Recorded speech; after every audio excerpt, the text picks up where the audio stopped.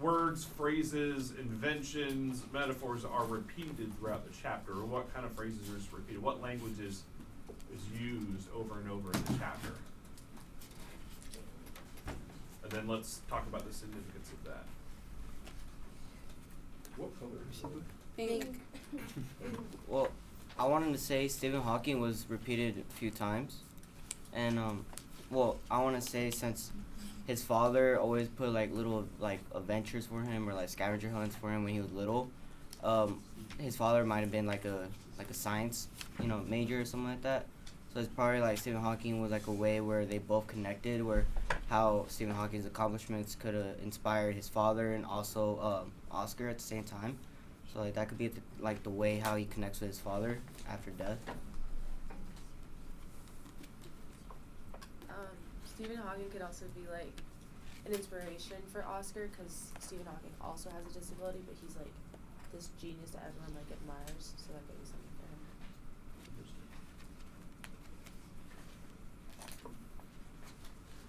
Aside from Stephen Hawking, another concept that was repeated was death. So the funeral at the beginning, and then the skyscraper for dead people, and then the girl who got murdered. And that was a recurring theme within the first chapter. I noticed that too, but he just spoke about it so nonchalant, and it just kind of got me wondering is it a coping mechanism? Does it have something to do with his autism, where he just doesn't feel any emotion towards it, or was I just reading it without emotion? I feel like Oscar has full control of his feelings, that he knows what death is, he knows what it feels to lose someone, but he's just trying to be strong because, then again, if he shows any sign of weakness, his autism also could, make others feel uncomfortable around him, or he might feel uncomfortable around people. So maybe he's trying to be, strong for himself so he can be strong for his dad after life, Maybe sense. I guess I agree with you on that part because in the limousine, the aura was sort of tense, so to speak, and I feel all the changing topics was just to loosen everything up instead of being focused on the death. Can you go back to that? So by aura, do you mean tone, mood? Mood? Okay. Yeah, because the grandmother and the mother were both Yeah. in your face. It was tense, right? Yeah. How did that play off? I mean, because some of you were talking about, we have a very serious theme that seems to be drawn out in a lot of these inventions, right, in a lot of the language. But at the same time, there's a lot of humor involved. Where does that humor in the text come from? Maybe we can try to find some examples. Where does that humor come from? And I mean, what does that tell us about this story and the characters and the themes? Helps to set the tone for the overall story when it starts off with the inventions touching on a serious idea but with humor interjected. I feel it's focusing on him not wanting to, be sad about the situation, so he's trying to look into it as something else, I should invent this, I should do this. He's saying, it's showing that he cares about the event that happened, cares about his father and his father's death, but he's also looking at it okay, there's nothing I could do, so I need to stay up and not, just sit around and cry all day.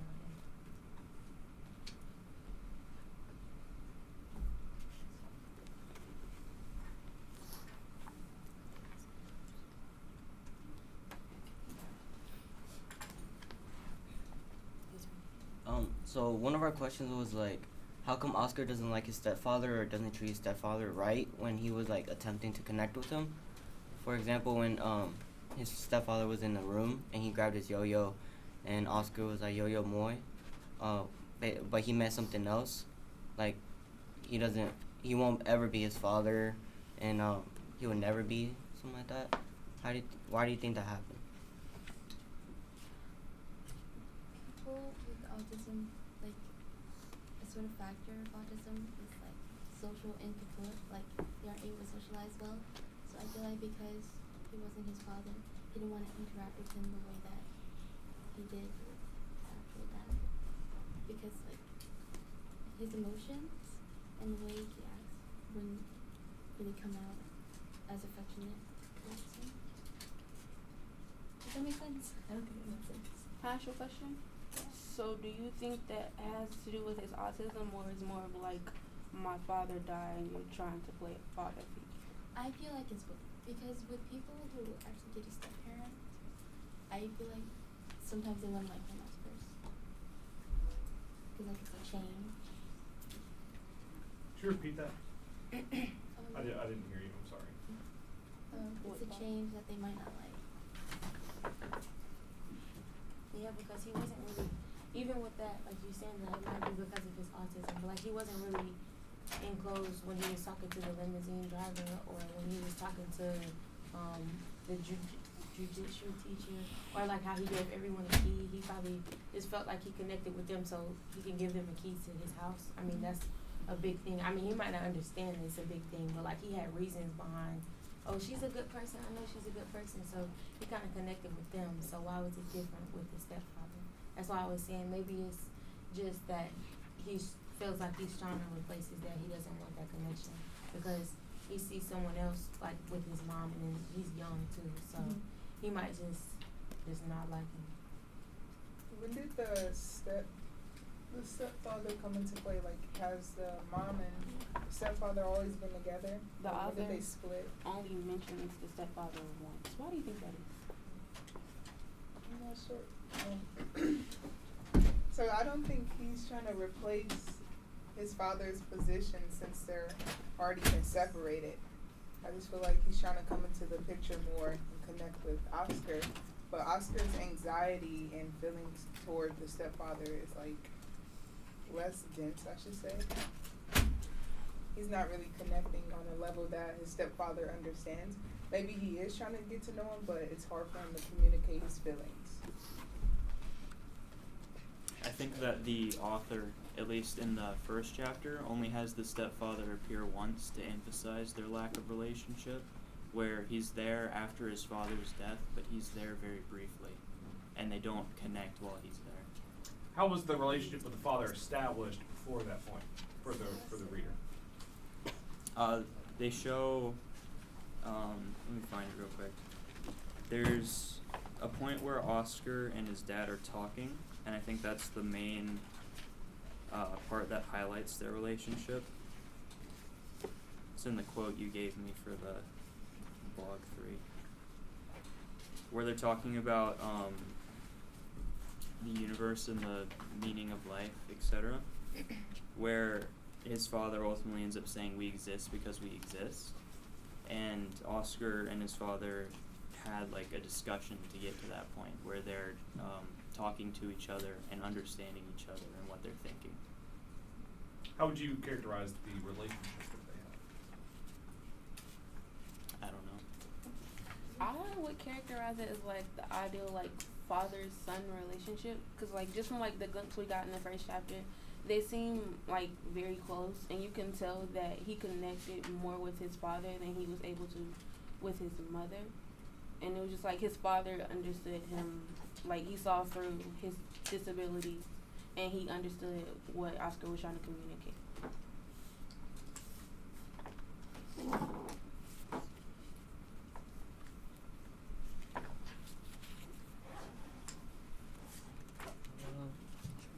Kinda got it,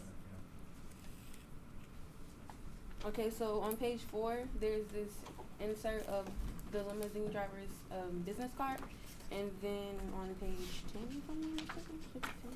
Yeah, there's like that part of the passage from the newspaper, and you just like see that throughout the book where there's like inserts of like, you know, different stuff that he's talking about, and instead of just talking about it, he actually puts it in his journal. Why do you think the author like formatted that the way he did? What's the significance behind it?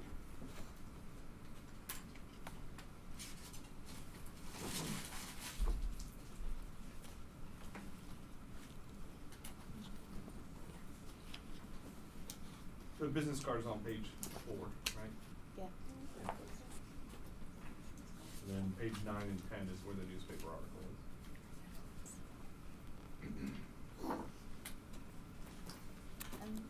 I guess it was like to emphasize like his interests as someone different from other kids.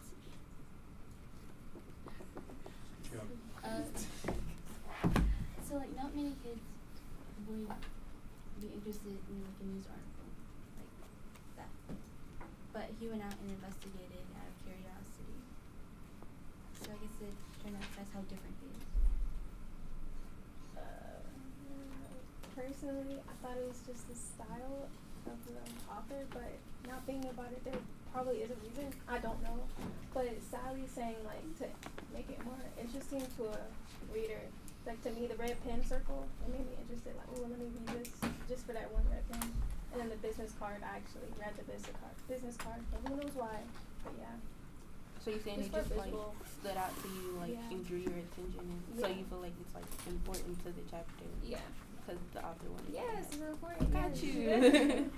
Whatever. For what other reasons may that be important? The inclusion of the business card and the newspapers with the red pen lining. Maybe it was just showing that he focuses on the little things.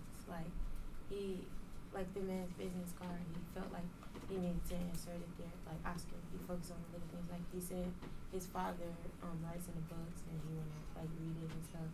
And maybe he just remembered like it's the little stuff.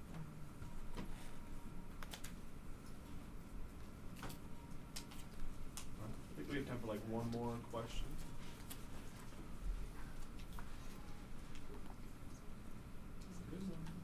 Okay. What literary techniques, if any, do you see in chapter 1? What are literary techniques? Like what types of literary techniques? I forgot them.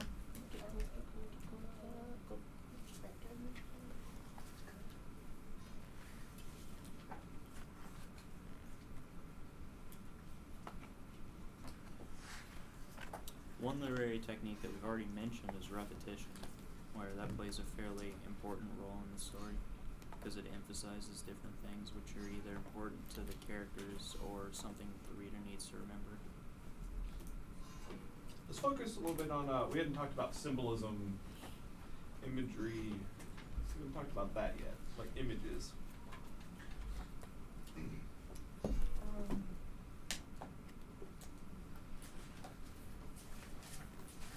I mean, just go to like, even before the chapter begins, you have several images, right? But it's also somewhat repeated in the language. So what connection does the language in the chapter have to some of the images, both before the text, even on like the title page, in the business card, the newspaper? What are some of the connections that you notice?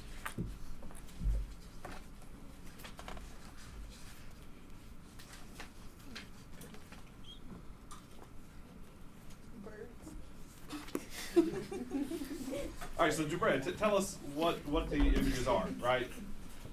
So we have birds. What else do we have? A doorknob. Doorknob. A A keyhole. keyhole. An apartment building. Describe the image of the apartment building. It's it's a little blurry. Okay. A few lights are on. Okay. Now, where is that imagery repeated in the language? Where are some of those images repeated in the language from the text? Where are some connections? The doorknob can represent like him giving access to his house to everyone. Like Right, his he house, gives a almost key. everyone. He gave everyone a key. If he like likes you, he gives you a key. And then I thought like the newspaper article, like him remembering it and remembering like his dad likes to circle the red. Maybe that was just like his way of remembering things that his dad likes to do. Things like that.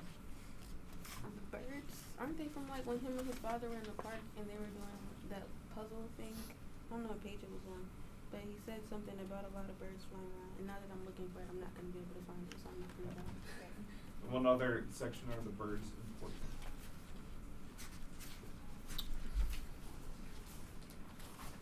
Where did we start our conversation? Oh, the shirt. The bird seed shirt. Right. Why is that important? Maybe it's a connection between him and his father. The bird seeds. I really didn't get that. Maybe he's like trying to escape or like fly away or towards his father. I mean, birds can represent a form of like escape or freedom, right? Yeah. All right, let's transition now to our next one, which I believe is psychological, right? You want blue sticky notes? Thank you, guys.